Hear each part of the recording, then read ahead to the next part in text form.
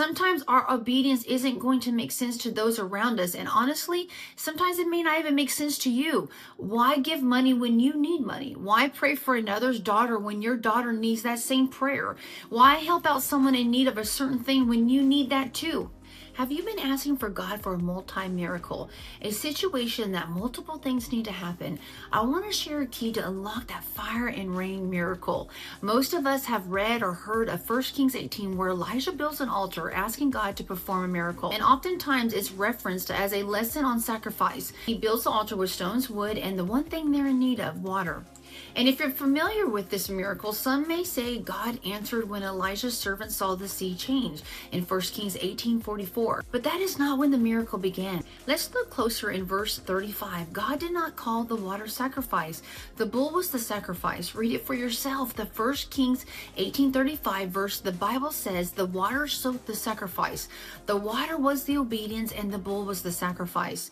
Elijah built an altar with sacrifice and obedience. Why? The level of miracle he was petitioning needed sacrificial obedience. Then God brought the fire and rain. This was a double miracle. The fire did the changing of the heart and the rain supplied the need.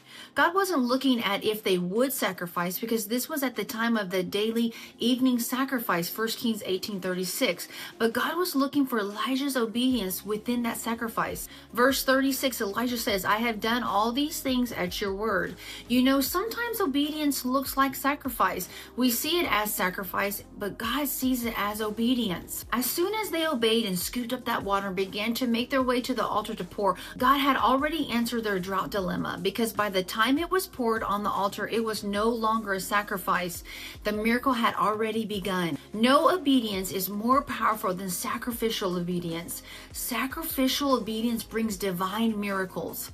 The kind of obedience that costs you something. To bring the fire and rain, you're going to have to sacrifice something through obedience. Elijah's obedience, here we witness one of the seed laws at work. The word says Elijah dug the trench twice as deep as a normal seed. His seed was water, and one of the seed laws is if you sow what you're in need of, it will be multiplied back to you.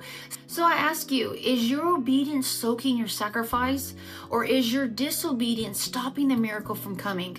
Is your miracle waiting on your obedience? Look for my next video of what qualifies a sacrifice. God has been dealing with me on a personal level with this, and I want to share it with you so that you can increase your obedience, increase your miracles in your life. So look for that next video.